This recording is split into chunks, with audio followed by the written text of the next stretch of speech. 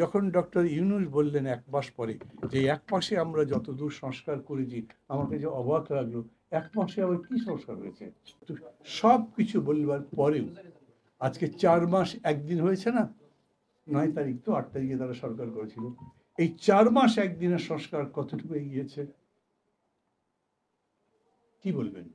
আমি জিজ্ঞেস করেছি, চুপ করে বসে আছেন কি, আসলে বুঝতে পারছেন না আমার প্রশ্ন, নাকি জবাবটা জানেন না, নাকি একটু বিভ্রান্ত হয়েছেন?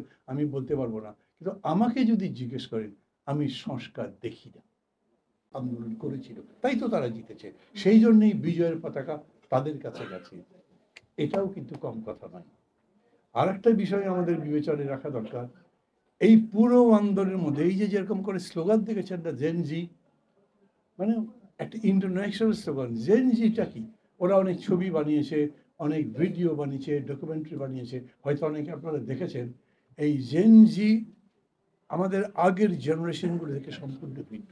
ওদের দেশে করে 20 বছর পরে বা 25 বছর পরে কি 15 বছর পরে একটা জেনারেশনকে স্টাডি করে।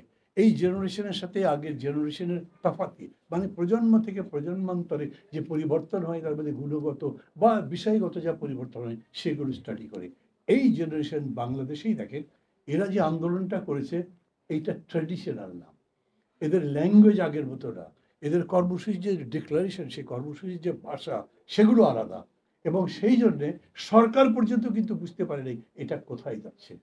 শেখ হাসিনা তো প্রথম দিকে তুড়ি মেরে উড়িয়ে দিয়েছেন, এটা কোনো ব্যাপার নাকি, এরকম রেখে দিয়ে চলে গেছেন বাইরে, ঘুরে এসে বলেছেন সব সেটেল করবেন। কিন্তু ততদিনে যে সব হাতের বাইরে চলে যাচ্ছে বুঝতেই পারেনি। এই যে 6টা 7টা নেতাকে ছাত্রদের গ্রেপ্তার করে নিয়ে গেল, হারুন, বিরাট, মাস্তান ইত্যাদি ইত্যাদি, যাই হোক বলার দরকার নেই। ওরা মনে করলো এরকম করে খাওয়ালে আর মারধর করলেই বন্ধ হয়ে যাবে, কিন্তু কিচ্ছু বদলাল না। দেখলেন যে কিরকম করে তার বেকুব পড়ে গেল, যে এদের কাছে পরাজিত হতে হয়েছে। এই যে বৈশিষ্ট্যগুলো, আমি বলছি এই বৈশিষ্ট্য স্লোগান দিল নতুন বাংলাদেশ চাই। কিরকম? আবার বলছি, সুজলা সুফলা শস্য শ্যামলা সোনার বাংলা ছিল তো, সেই বাংলা আবার করতে চাই। আর সেই বাংলা যদি গড়তে চান, তাহলে কি করা দরকার? সেটাই হচ্ছে সংস্কার। রাজনৈতিক দলগুলো যখন লড়াই করছে, আমরা যখন লড়াই করেছি, সেই লড়াইয়ের সময় আমাদেরকে জনগণ প্রশ্ন করেছেন, এই লড়াই করে হবে কি? এর বদলে আসবে, আবার repetition of the old order. এটা তো আমরা চাই না, আমরা এরকম পরিবর্তন চাই না। আমরা তাদেরকে বলেছি, না, আমরা কেবল সরকার পরিবর্তনের লড়াই করছি না, আমরা শাসন ব্যবস্থার পরিবর্তন করতে চাই, আমরা সরকার সমাজ ব্যবস্থার পরিবর্তন করতে চাই, জনতার জীবনের পরিবর্তন করতে চাই। ওরা আমাদেরকে কথা করে বিশ্বাস করেছে না করেছে তা আমি জানি না, কিন্তু তখন সংস্কারের কথা উঠেছিল। এবং সেই জন্য যে সব দলগুলো মিলিয়ে আমরা 31 দফা সংস্কার কর্মসূচি দিয়েছিলাম। প্রত্যেকটা দল বা জোটের আলাদা আলাদা ছিল, তারপর এটা দেওয়া হয়েছে। কিন্তু সব কিছু গিয়ে ফোকাসড হয়ে গেল যখন এরা বলল নতুন বাংলাদেশ চাই। এতক্ষণ ধরে শুনছেন, ভালোই লাগছে হয়তো আপনাদের, কিন্তু এরপরে আমি যেগুলো বলবো তা আবার অত ভালো লাগবে না। লাগবে না কেন? আচ্ছা, সংস্কারের এখন কি পরিস্থিতি? আমরা যখন কর্মসূচিটা দিয়েছি তখন কিন্তু আমাদের সামনে ভবিষ্যতের চিত্রটা পরিষ্কার ছিল না। এই সংস্কার কারা করবে? আওয়ামী লীগ চলে গেলে কারা আসবে? তারা সংস্কারের জন্য কতখানি আগ্রহী হবে কিচ্ছু জানি না। আমরা মনে করেছি কি জানি মিলিটারি রুলই আসতে পারে নাকি, কি জানি একটা এমন সরকার আসলো বিদেশ ডিকটেশন দিয়ে দিল, সেরকম আসলো, বলতে পারি না। কিন্তু ঘটনাটা ঘটলোই, এমন একটা সরকার আসলো যেই সরকার সংস্কারে আমাদের চাইতে পারলে আরো এক শক্তি দড়, মানে আরো বেশি শক্তিশালী সংস্কার চায়। তারা তাদের মতো করেও তাদের ভাবনাগুলোর কথা বললো। আবার বলি, সংস্কার মানে আমি বুঝি তার গুণগত রূপান্তর, বিষয় কিংবা বস্তুর। গুণগত রূপান্তর কি হয়েছে? পুলিশে বিরাট একটা ঝামেলা হয়েছে। এখন পর্যন্ত পুলিশ তো স্ট্রেট হয়নি, এখন পর্যন্ত পুলিশ তার ডিউটিতে যায়নি, এবং এখন পর্যন্ত পুলিশ তার পুরানো অভ্যাসও ছাড়ে নাই। এরকম রিপোর্টও আমার কাছে প্রচুর পরিমাণ আছে, আপনাদের কাছে, আপনাদের কাছে নিশ্চয়ই আছে। কি করতে পেরেছে ওই জায়গাতে? একটা আইজি চলে গেল, সেখানে একটা আইজি বসে দিলেন, মেবি ওই আইজি আগের চাইতে যোগ্য, সেটাকে একটা গুণগত রূপান্তর বলবো? 4জন ডিআইজি নাই, 4জন ডিআইজি দিয়েছেন, সেটাকে গুণগত রূপান্তর বলবো? আমি এগুলো বলবার দরকার পড়ছে আমার কাছে। মাঝে মাঝে আমি যেমন উনি ক্ষমতা নেবার 1 মাস পরে, আমি 4 মাস 1 দিন পরে বলছি গুণগত একটা বিষয় দেখেন, in civil administration, in police administration, nothing. বরঞ্চ আমি বলি হ্যাঁ, একটা হচ্ছে কি ভয়ে আছে লোকজন। ঘুষ যে খায় খুব চতুর্দিকে দেখে শুনে পারলে খায়।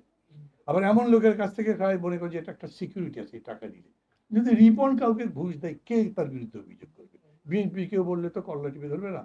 অথবা অন্য লোকও যদি বলে হিসাব করে না রিপন সাহেব আছে এটা বলা যাবে না। মানে উনি করছেন তা বলছি, আমি বলছি যে এই রকম করে পুলিশ বলেন সিভিল ব্যুরোক্রেসি বলেন দেখে শুনে করছে। অনেক অভিযোগ এরকম আছে, আমি সেগুলোর লম্ব কথার প্রতি যাচ্ছি না। এখন প্রশ্ন হচ্ছে ৪ মাসে যার হয়নি, হানিমুন পিরিয়ড তো পার হয়ে গেছে। হানিমুন পিরিয়ড কতদিন দেন? 120 ডেজ? না 120 ডেজ দেন, 90 ডেজ দেন, ৩ মাস। তার বেশি হানিমুন পিরিয়ড আমরা ধরি না। সরকার যে আসছে তাদের ৯০ দিন হানিমুন পিরিয়ড পার হয়ে গেছে। এখন যা সামনে আছে সেই সময়ের মধ্যে তারা কতদূর কি করবেন সেটাও দেখেন কিরকম করে একভাবে একভাবে মানে সীমানা দিয়ে দেওয়া হয়েছে। ডিসেম্বর জানুয়ারির মধ্যে কমিশন যেগুলো করেছে সেই কমিশনগুলো রিপোর্ট দেবে। সেই রিপোর্ট কোথায় দেবে? সরকারের কাছে। তারপরে সরকার এগুলো রাজনৈতিক দলগুলোর সাথে আলোচনা করবে। সরকার তো লেখে নাই, ওনারা আলোচনা করতে পারবেন ঠিক মতো? স্যার ডক্টর ইউনুস আমাদের এই টিমের সাথে বসছেন আনকনস্টিটিউশনাল রিফর্মস। আমাদের এই কমিটির মধ্যে ডক্টর কামাল আছেন, এইখানে ব্যারিস্টার আমিরুল ইসলাম আছেন, এইখানে আরও যারা কনস্টিটিউশন এক্সপার্ট তারা আছেন। কোনো একটা বিষয়ে বিতর্ক হলে ডক্টর ইউনুস কাউকে পার্সু করতে পারবেন? মানে গভর্নমেন্টের কাছে কেন দিলেন? আপনি তো এক্সপার্টের কাছে দেবেন যিনি বলতে পারবেন এই কারণে এই সংস্কারটা যৌক্তিক। বাংলাদেশের মতো বিভাজিত সমাজ কটা আছে? এখানে একজন নর্থ পোলে যায়, তার একজন সাউথ পোলে থাকে। একজন বলবে ইসলামিক কনস্টিটিউশন চাই, একজন বলবে না সেকুলার কনস্টিটিউশন লাগবে, একজন বলবে রাষ্ট্রধর্ম রাখতে হবে, আরেকজন বলবে রাষ্ট্রের কোনো ধর্ম থাকবে নাকি। এইসব বিতর্ক হাজারটা আছে, আমি কিন্তু বলতে পারি। আমি মনে করি সময় বাড়াবার কোনো দরকার নেই। এই বিতর্কগুলো নিষ্পত্তি করবে কে? তাইলে এই যে প্যান্ডোরার বাক্স আপনি খুলে দিয়েছেন, এগুলোকে আবার বাক্সের মধ্যে মানে মিলে মিশে তৈরি করে ভরবেন কে করবে? Who is that prime mover বলেন অর দ্য নেগোসিয়েটর আরবিটার যাই বলেন, কাকে করবেন আপনি? এগুলো কিন্তু কোনো কিছু ঠিক নাই। ডক্টর ইউনূসকে যখন বলেছেন তিনি বলেছেন আমি সেইটুকু করব যেটাতে জাতীয় ঐক্যমত্য হয়। জিজ্ঞেস করছি যদি জাতীয় ঐক্যমত্য না হয়, মনে আছে আপনাদের উনি কি বলেছেন? আমি এটা ভোট দিয়ে চলে যাব। তার মানে কোনো সংস্কার নাই, হলো না। তারপর ভোট দিয়ে চলে গেলেন। উনি কিন্তু যেদিন প্রথম প্যারিস থেকে এসেছেন সেদিনও বলেছেন আমার কথা শুনতে হবে, নাহলে কিন্তু আমি চলে যাব। Is a nice man. আমার টিচার ছিলেন সরাসরি।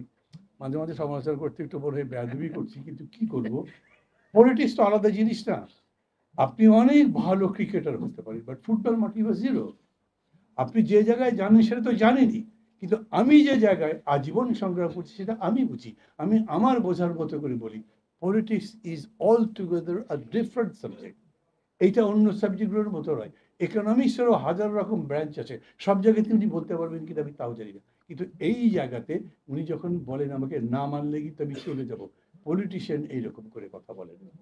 পলিটিশিয়ান নরমালি কোনো ডিফিটই বলেন না, কোনো হতাশা বলেন না, কোনো রকম না শব্দ তার মধ্যে থাকবে মনে করবে ওকে দিয়ে তো কাজ হবে না। আর যে পলিটিশিয়ান অসুস্থ, যেমন আমি বলতে চাই না, কারণ আপনারা অসুস্থ মনে করলে আমার সাথে থাকবেন কেন? এই আমি আজ আছি না কাল আছি কে জানে। এই জন্য পলিটিশিয়ানকে অনেক টাইট থাকতে হয় সব ব্যাপারে।